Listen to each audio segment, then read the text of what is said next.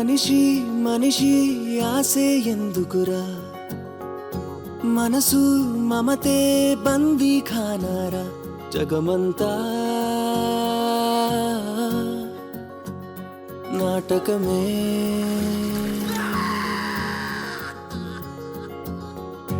తెలిసి తెలిసి పరుగెడతావేరా వెతికే మజిలీ ఎండ మావేరా బ్రతుకంతా పూటకమే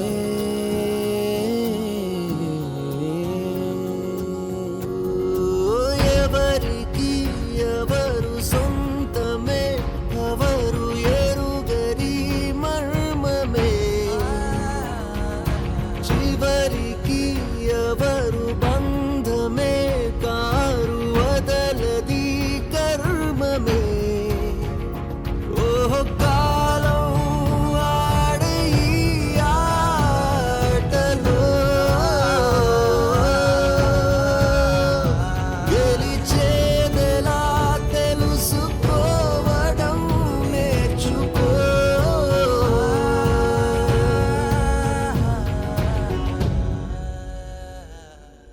నీదని ఏది లేదు అని కాదని విడిచిపోయేలోగా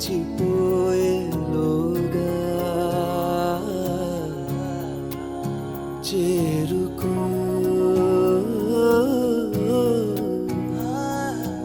ఊహకే అందనంతగా లోకమే మాయ చేసేలోగా మేలుకో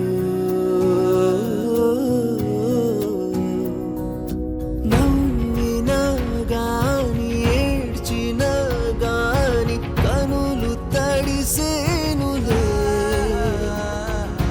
పోయినా గాని పొందినా గాని శాశ్వతం కాదులే ఓహో చూస్తున్నాడు ఆ దైవమే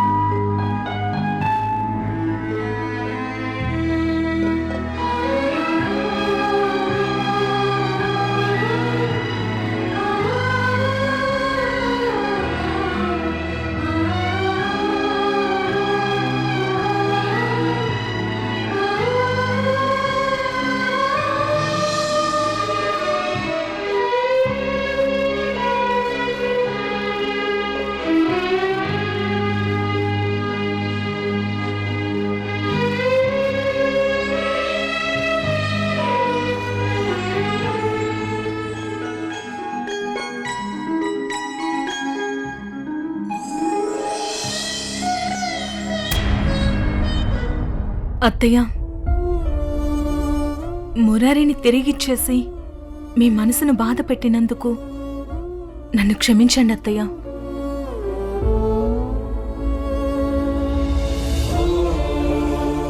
నువ్వు మా క్షమాపణ చెప్పాల్సిన అవసరం లేదమ్మా.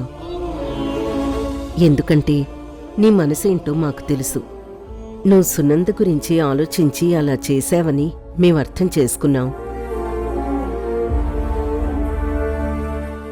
మనం అర్థం చేసుకున్నంత మాత్రాన హారిక చేసిన తప్పు ఒప్పుగా మారిపోతుందా అత్తయ్య?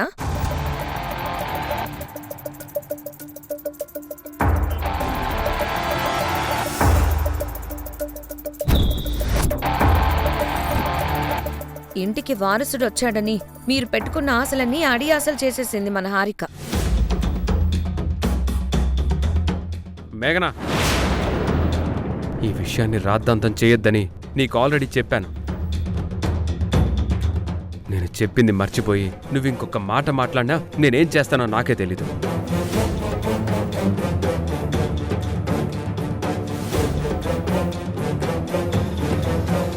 అయినా హారికని అందరి ముందు చెడు చేయాలని చూసే బదులు తన క్యారెక్టర్లోని క్వాలిటీస్లో 10% నేర్చుకున్నా నువ్వు ఈ పాటికి ఒక గొప్ప ఆడదానివి, గొప్ప భార్య అయిపోయేదానివి.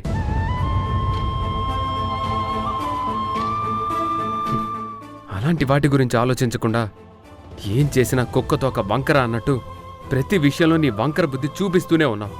సంజయ్, నువ్వు అసలు నా భర్తవేనా? ఇలా అందరి ముందు నన్ను తిడుతూ నా పరువు తీస్తూ నువ్వేం సాధిస్తావు? అసలు నీకు పరువు అనేది ఉంటేనే కదా మేఘన నువ్వు ఆ మాట అనడానికి. చూడు, పరువు అనేది పొగరుతో వచ్చేది కాదు, మంచి ప్రవర్తనతో తెచ్చుకునేది. నీకలాంటి మంచి అలవాట్లు లేవు కాబట్టి నువ్వు పరువు గురించి మాట్లాడుకో.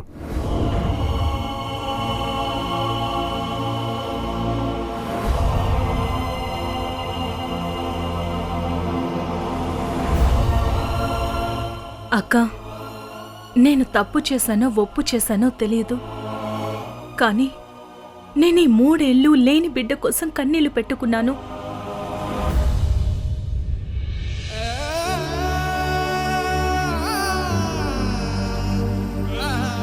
కానీ సునంద ఇన్నేళ్ళు మురారిని ప్రాణంగా ప్రేమించింది. వాడు లేకపోతే తట్టుకోలేదు, బ్రతకలేదు. అందుకే అలా చేశాను.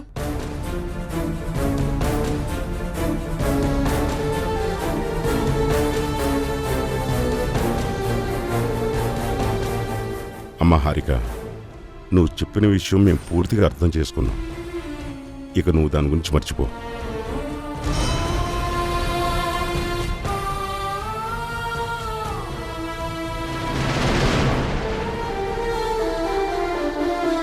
సునంద కోసం నువ్వు చేసిన మంచి పని గురించి ఎవరికీ సంజయ్షి చెప్పాల్సిన అవసరం లేదు.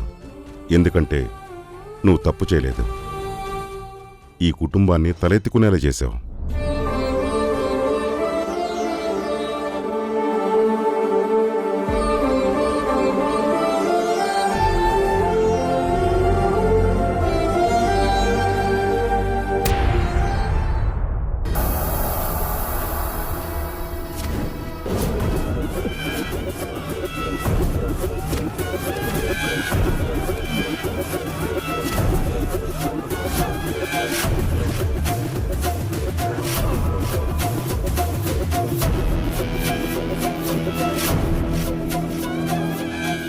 రే కార్తీక్, నీ ఫ్రెండ్కి ఫోన్ చేసి సెల్ ఫోన్ తీసుకొచ్చి మాకు హ్యాండ్ ఓవర్ చేయమని చెప్పు. అలా చేస్తేనే నువ్వు ప్రాణాలతో బతికిపోతావు, లేకపోతే చచ్చిపోతావు. ఇదిగో చెప్పు.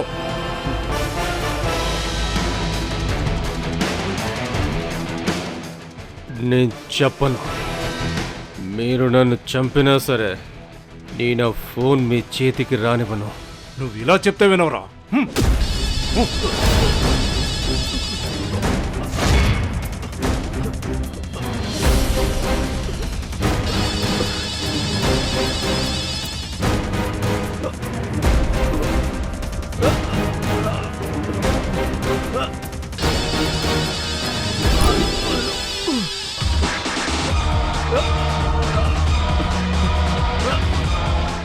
మలేష్, ఆగో.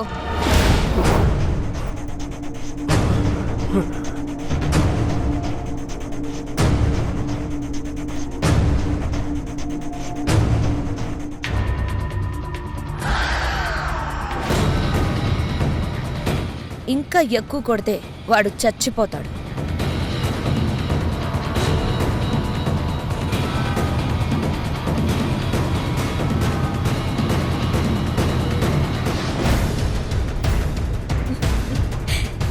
కార్తీక్ కార్తీక్ కార్తీక్.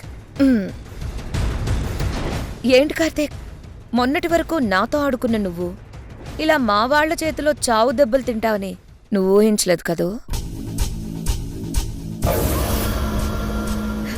ఇప్పుడైనా తెలిసిందా ఈ మేఘన పైన గెలవడం అంత ఈజీ కాదని?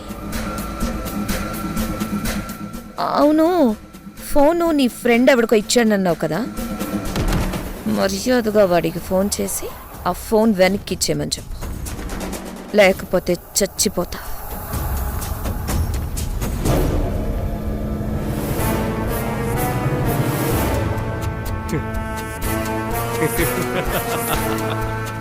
మాగే మాగే, నువ్వు బెదిరిస్తే భయపడిపోవడానికి నేను నీ బానిసని కాదు.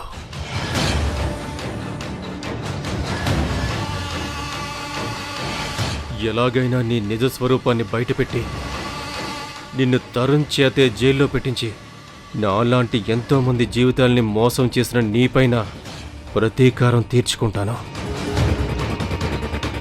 నీకు మనుషుల్ని చంపడం, చంపించడం అలవాటేగా. అలాగే నన్ను చంపుతావు.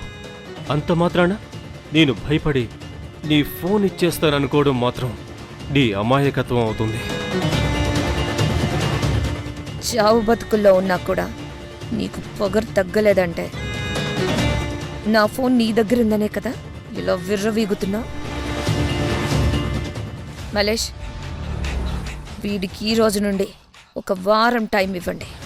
మర్యాదగా ఆ గడువులోపు ఫోన్ ఎక్కడుందో చెప్పాడా సరే, లేకపోతే ఊపిరి మాత్రం ఉండేలా చేసి నరకం ఏంటో చూపించండి. చిత్రహింసలు పెట్టి ఫోన్ ఎక్కడుందో చెప్పేలా చేయండి. చెప్పాను కదా మ్యాగీ, నా చేత నీ ఫోన్ ఎక్కడుందో చెప్పించాలనుకోవడం నీ అమాయకత్వం అని.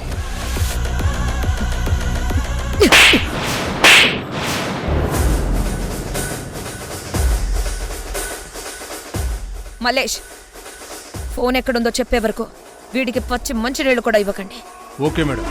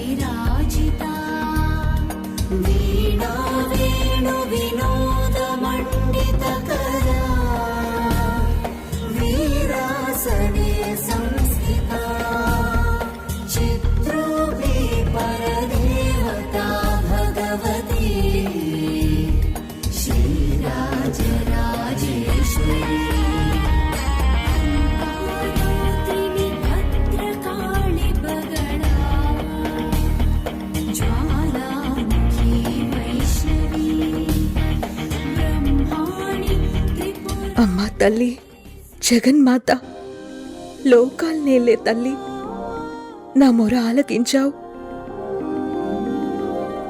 నా మురారిని పూర్తి ఆరోగ్యవంతుణ్ణి చేసి ఎప్పటికీ నా దగ్గరే ఉండేలా చేశావా?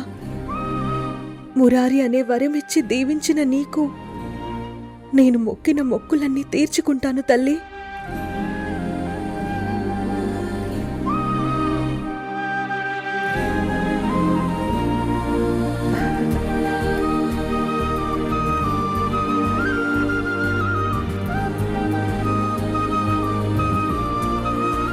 ఏంటి సునందా, నీ మొర ఆలకించిన అమ్మవారికి పంచామృతాలతో అభిషేకం చేశావా? అవునండి. ఈ తల్లి మనసు అర్థం చేసుకుని మురారిని నాకు దక్కేలా చేసిన ఈ అమ్మవారికి పంచామృతాలతోనే కాదు, నా రక్తంతో అభిషేకం చేసినా తక్కువే అండి.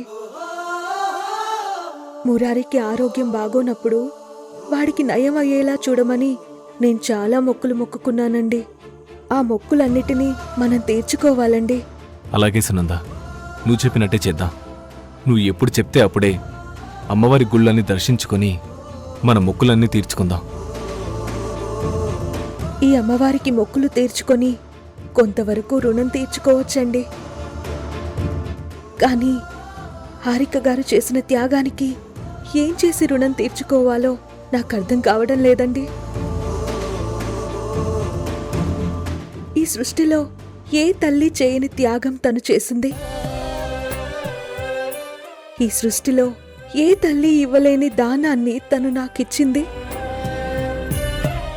ఏమిచ్చి తన రుణం తీర్చుకోగలను చెప్పండి? అవును సునందా, నువ్వు చెప్పింది నిజమే. కొన్ని అనుకునే పరిస్థితుల్లో నేను బిడ్డలను మార్చి చాలా పెద్ద తప్పు చేశాను.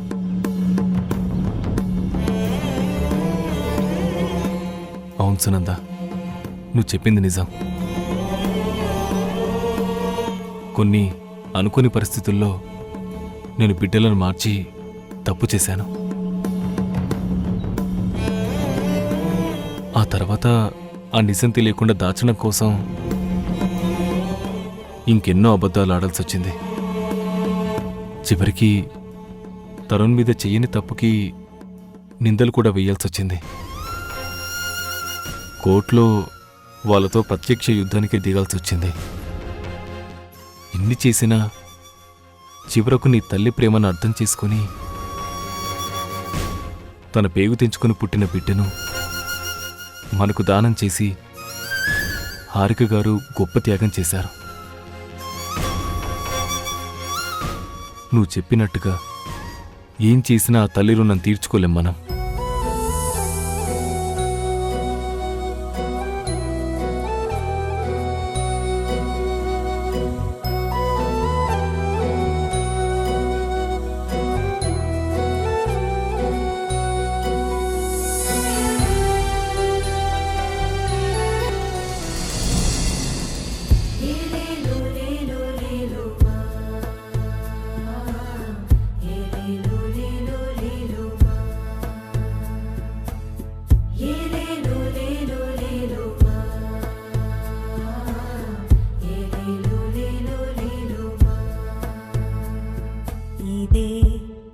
నన్ను మురారి, ఇగో అమ్మా అని పిలు.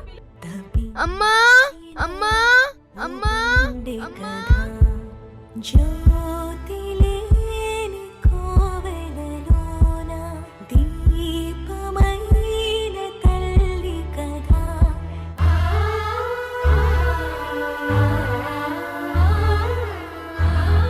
ఎందుకు ఇలా చేసావు హారిక? అసలు ఇలా ఎలా చేయగలిగావు? ఎన్నో రోజులుగా బిడ్డ కోసం పరితపించిపోయిన నువ్వు ఇంత తేలిగ్గా బిడ్డనెలా త్యాగం చేయగలిగావు? ఎందుకంటే నేనొక తల్లిని కాబట్టి. బిడ్డ కోసం తల్లడిల్లిపోతున్నా సునంద బాధను అర్థం చేసుకున్నాను కాబట్టి అందుకే ఇలా చేశాను. సునంద బాధను అర్థం చేసుకుని ఇలా చేశావా? సరే, మరి నువ్వు పడుతున్న బాధ సంగతేంటి? దానికెలా సమాధానం చెప్తావు? దానిని ఎలా ఓదారుస్తావు? నేను బాధపడుతున్న మాట నిజం, కానీ బిడ్డకు దూరం అవుతున్నానని సునంద గారు పడిన బాధ నా బాధ కంటే ఎక్కువ అనిపించింది. తను అనుభవించిన నరకం నా వేదన కంటే ఎక్కువ అనిపించింది. అందుకే ఇలా చేశాను. లేదు, అలా చెప్పుకుని నిన్ను నువ్వు మోసం చేసుకుంటున్నావు, నీకు నువ్వు ద్రోహం చేసుకుంటున్నావు. లేదు, నువ్వే తప్పుగా అర్థం చేసుకుంటున్నావు. నాకు నేను మోసం చేసుకోవడం లేదు, తనకి న్యాయం చేశాను. నాకు నేను ద్రోహం చేసుకోవడం లేదు. ఒక తల్లిగా, ఒక ఆడదానిగా నా ధర్మం మాత్రమే నిర్వర్తించాను. నాకు మళ్ళీ తల్లయ్యే అవకాశం ఉంది, కానీ ఆ సునంద గారికి అవకాశం లేదు. అవన్నీ ఆలోచించే ఈ నిర్ణయం తీసుకున్నాను. నువ్వు ఎంత చెప్పినా నా మనసు మారదు మారదు మారదు. ఇది నా ఆఖరి నిర్ణయం.